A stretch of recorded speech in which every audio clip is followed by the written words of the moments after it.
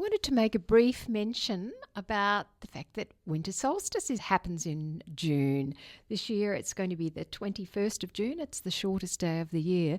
And Lou and I always celebrate the 21st or 22nd of June because from that moment forth it seems that we notice that the birds all become a whole lot more active. They start changing from using contact calls to using mating calls and trying to impress each other, and we begin to see nesting behaviour. The ravens in particular will start quite early to, fly around with sticks in their beaks, setting up nests and things like that.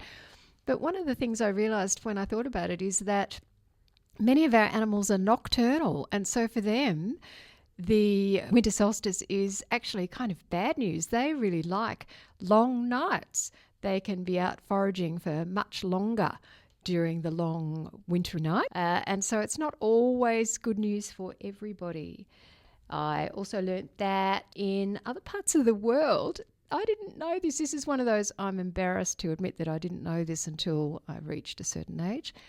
Their seasons don't start on the first of the month, but in Europe and America, Canada, many places, their seasons change at the solstices and at the equinoxes. You're making faces at me. You come from UK.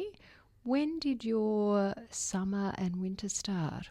Was it on a date? We never had a summer in the UK. My understanding is that Australia is unusual for starting on the first of the month, and that I don't really know. I don't know is the answer. I don't think I was tuned in those days. That in those early days when I was in the UK,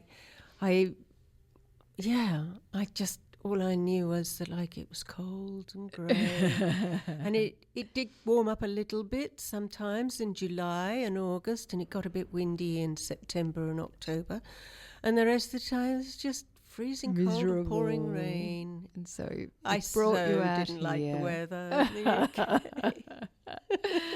I also learned that quolls breed from May to July, and that antechinus breed in the second half of winter. They're stimulated by the increase in daylight during the second half of winter. So many animals sense almost immediately from the solstice that things are looking up. Yes. And good times are ahead, and they start to get into it. Yes, they know what's coming. Yeah. Instinctively. Yeah, that's right. So and I read that birds actually sense the difference in the length of the day by the amount of light it's perceived within their skull. Their skull is fine, and the sunlight penetrates the skull and provides a message to their brain somewhere. I think I have heard that actually. There's so much we don't know still. There's still so much to learn. But we are learning faster now. We are learning faster. People have realised, I think, that if we understand more about animals, we can do more to save them. That's right. That's right.